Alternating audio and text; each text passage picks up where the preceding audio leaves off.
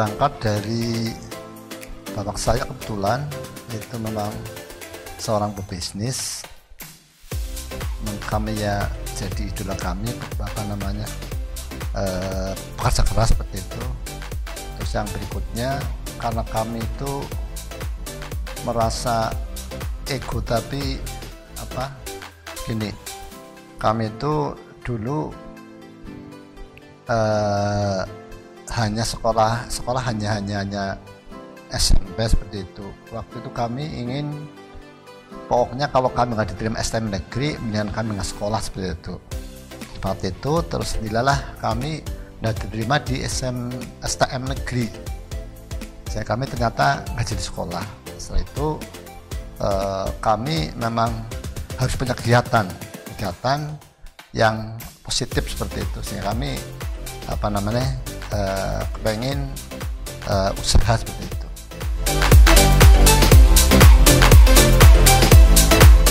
Kebetulan dulu kami itu kakak saya pernah punya ayam petelur 6 ekor, itu dulu bantuan dari PKK. Terus kami yang nangani tiap hari. Nah, makanya kami tertarik ayam waktu itu. Terus kami mengembangkan, kami itu beli ayam 25 ekor, kami kembangkan.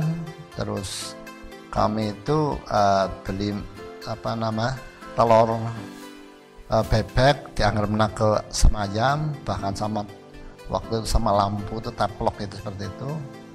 Terus akhirnya kami itu bisa berkembang dari 25 ekor, terus bertambah terus seperti itu sampai sekarang. Tapi bersama itu, lalu yang berikutnya, kami itu sekali lagi merasa gagal sekolah, tapi kami punya prinsip, tentunya yang namanya manusia punya kelebihan sendiri.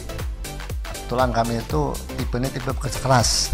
Berangkat dari itu sampai sekarang juga masih berjalan.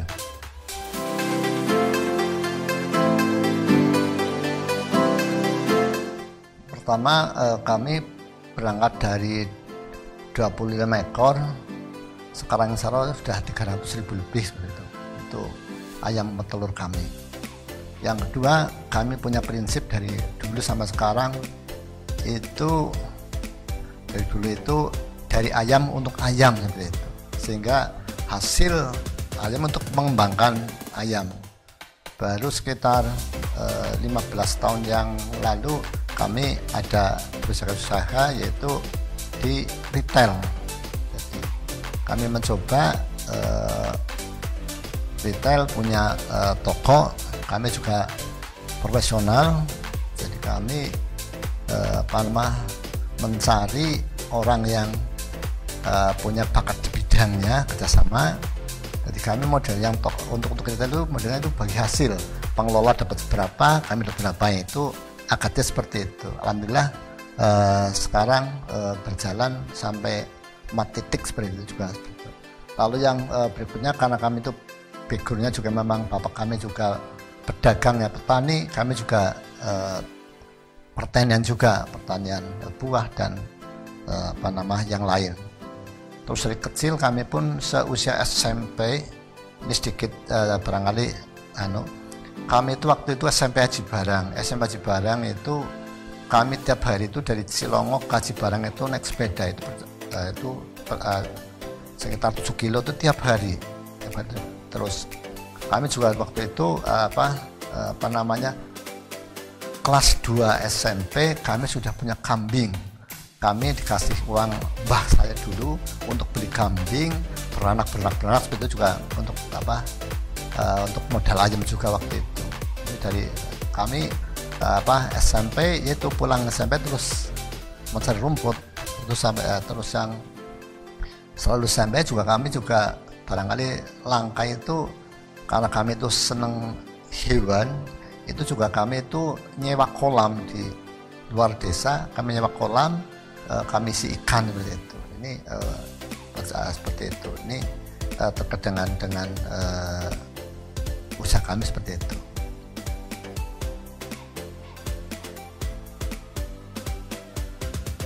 Kami itu berawal dari tertarik dengan paman saya waktu itu punya ayam sudah sampai 1000.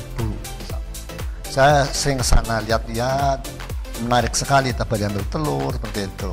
Terus kami akhirnya yang bisa kami lakukan lihat dan beli buku tentang peternakan. Itu kami pelajari, bersama otodidak kami kembangkan seperti itu. Jadi kalau yang dari peternakan itu yang pasti mentor kami paman saya waktu itu punya ayam, sampai lihat kami diajari, terus kami alhamdulillah bisa berkembang melewati paman saya seperti itu.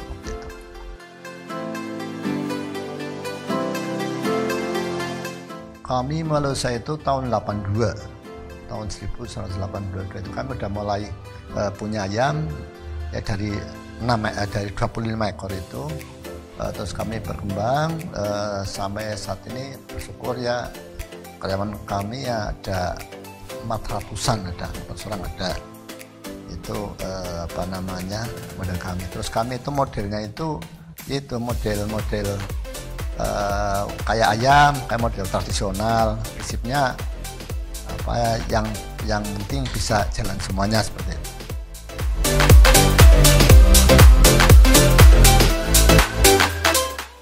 Kami termasuk orang yang beda dengan teman-teman kami dulu.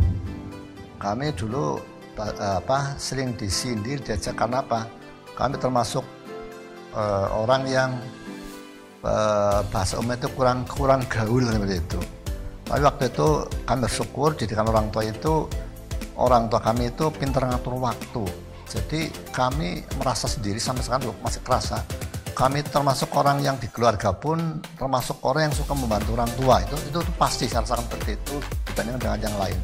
Terus yang kedua, kami bersyukur itu kami itu merasakan masa kecil bahagia juga karena kami biasa main bola, bisa begadang seperti itu.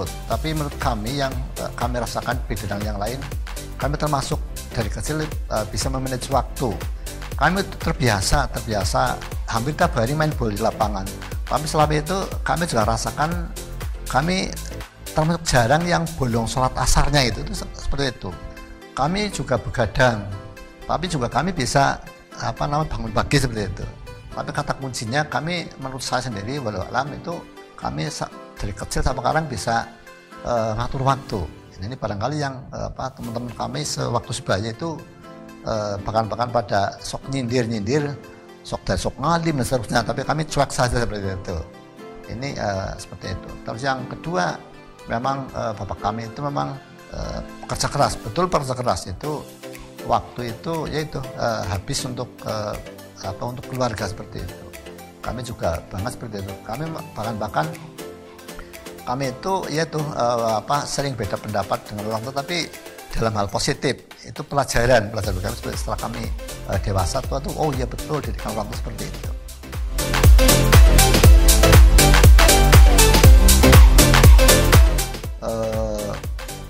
Tidak bisa dipungkiri yang namanya orang usaha itu memang ada jatuh bangun dan biasa seperti itu. Kami bersyukur setiap ada masalah menyikapinya dengan bijak. Contoh waktu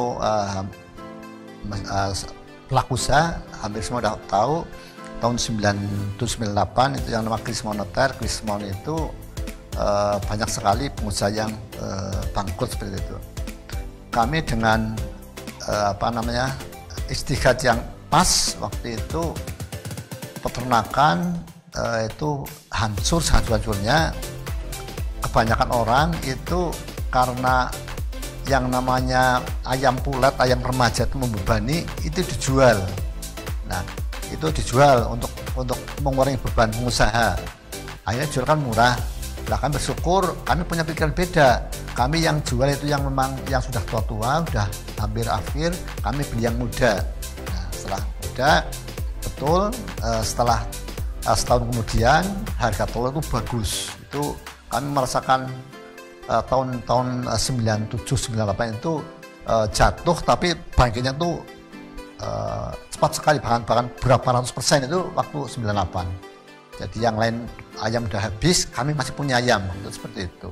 Karena konsepnya beda, yang lain di ayam yang muda dijual, lah kalau saya kebalikan, yang muda kami beli. Waktu itu kami merasakan kayak melawan arus, tapi kok dilah pas itu. Ini seperti itu. Terus yang kedua, yang namanya Allah memtakdirkan ada siang ada malam, ada atas ada bawah dan seterusnya. Nah ini tetap seperti itu. Nanti harus kita sikapi dengan bijak, dengan baik. Seperti itu modelnya.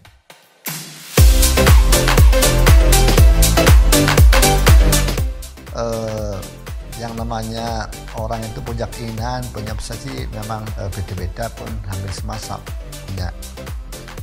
Kami sudah 12-13 tahun yang lalu itu untuk kami tidak mengembangkan ayam, karena kami merasakan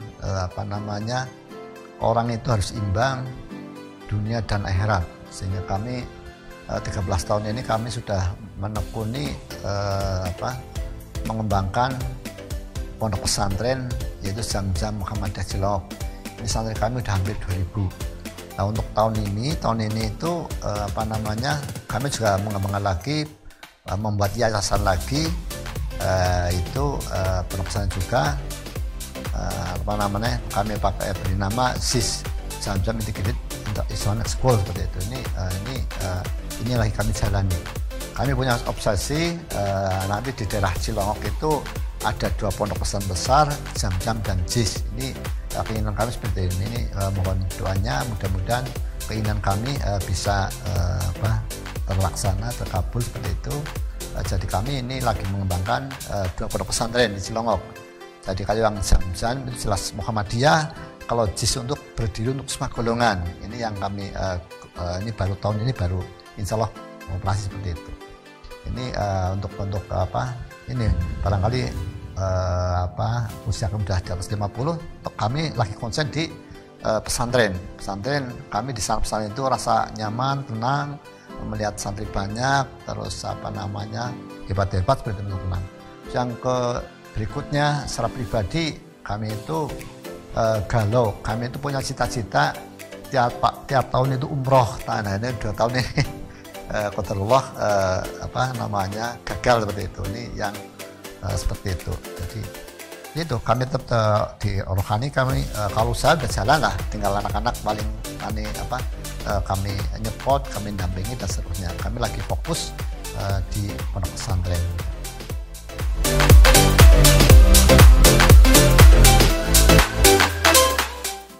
Banyak orang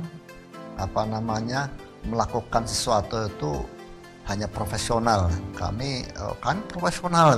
Nah, kami profesional dan kekeluargaan, itu konsep kami dari dulu seperti itu. Contoh dari karyawan sudah banyaknya puluhan tahun kalau dekat dengan kami. Karyawan ada masalah, curhat dengan kami terbuka. Kalau kami bisa bantu, kenapa tidak? Seperti itu, udah seperti itu, kayak keluarga. Lalu yang berikutnya, kami itu selama itu modelnya pengelola itu profesional tapi tetap kekeluargaan. Contoh yang membidangi peternakan itu kebanyakan itu juga saja peternakan yang awal seperti itu.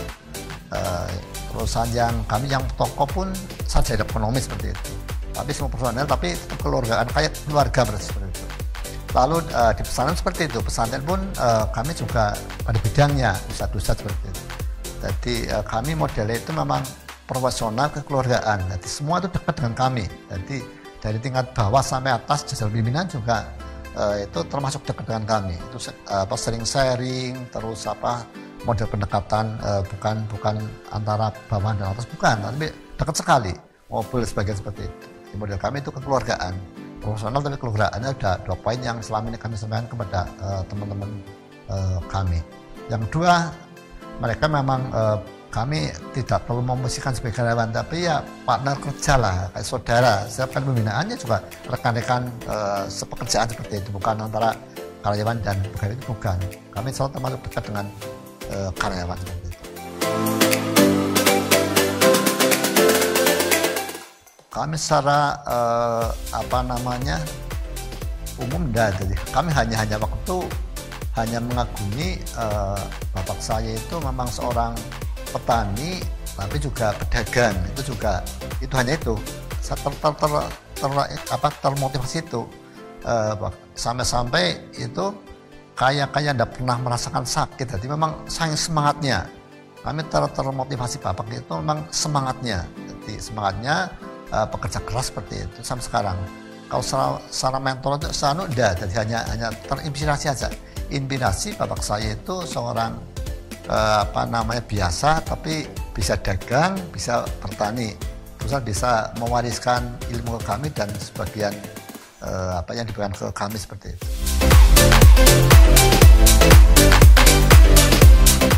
Makasih kesempatan yang baik terus sampaikan, ini mudah-mudahan bagian dari amal kami.